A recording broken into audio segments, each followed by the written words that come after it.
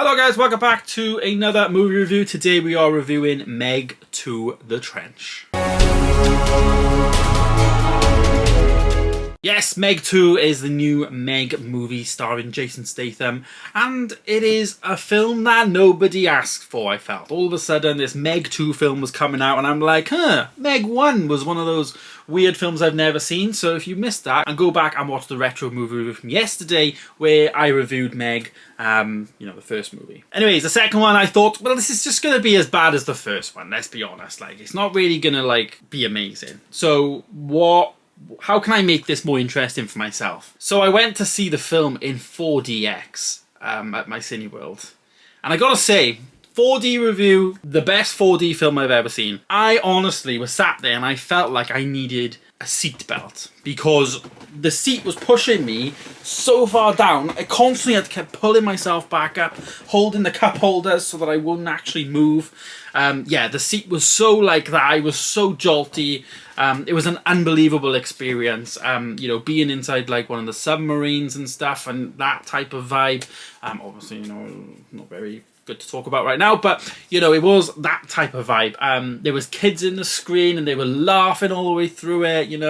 When the shark bit it and clenched its jaw and stuff, the seat would crunch around you.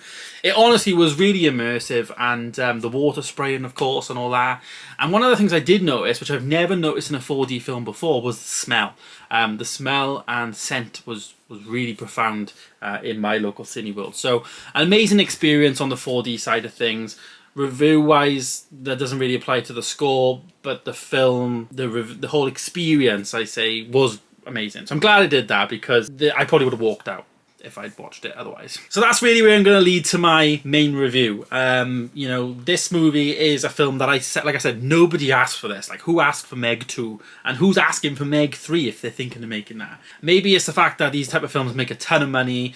The screen was packed out. The seats were about 18 quid each as well, like in my local Cineworld if you don't have an unlimited card. So, it's clearly going to make loads of money. It did make loads of money on that one night. So maybe we will get a number 3, but like I say, no one's asking for it. The story in this movie, the second one, is very much a carbon copy of the first one. In the first movie, they go down and they break through this nitrogen cloud, and then below that, then there's this that's where the shark is, and all these other ecosystems are. They actually go down deeper than before, deeper into the trench. They find themselves trapped. They find themselves walking in the trench. Yeah, it gets that insane. And it's just, as the first one wasn't that believable, the second one just takes it to a totally another level. Add in then the fact that there's this underground base that nobody's ever heard of and nobody knows about. So then these bad people are in there then, and they're trying to kill them, even though they're all on the same thing. The fact that there's not just one Meg anymore, there's a few Megs. You don't need to watch the first one as well. The first one is touched on a little bit, but it's not necessary to the plot. So if you see the second one without seeing the first one, it is nothing to do with each other. So I could have saved myself 2 hours of time. But yeah, that is that case. But yeah, it's just one of those, Jason Statham again is back with a vengeance, back with even more crazy stunt work and stupidness, in my opinion. It is one of those films that, back in the day, these type of films would have been a straight to DVD release, and that the Sharknado and the Shark Attack 5 and all that type of stuff. It is one of those type of films. But on the big screen, as I say, was a decent experience with a 4D. If I was watching it 2D, probably wouldn't have been for me. I did find the film very dark at times as well.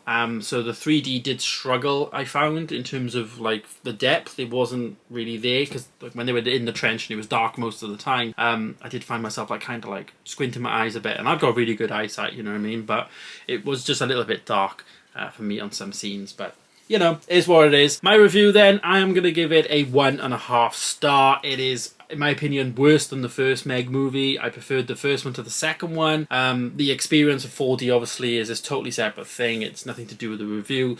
But 1.5 star for me is just a really lazy bit of filmmaking but at the same time a spectacle, because I can't like knock any of the CGI and stuff like that. Like, the CGI looked fantastic when the film was looking good and like not dark and stuff. It did look great, and even the acting was pretty good as well. But the whole plot, the whole premise, the whole reason why they were doing things were just way off the stratosphere, that it's just really hard to, you know, actually take it seriously. And that's the biggest struggle for me, really. So there it is. There is my review of Meg 2 The Trench. Let me know your thoughts down below. Have you seen it? Are you going to see it? If you do, I recommend go 4D if you can. It's a good experience. I'll just say that. But there it is, guys. There is my review of Meg 2. Thanks for watching. Stay tuned for more, and I'll see you in the next one. Goodbye.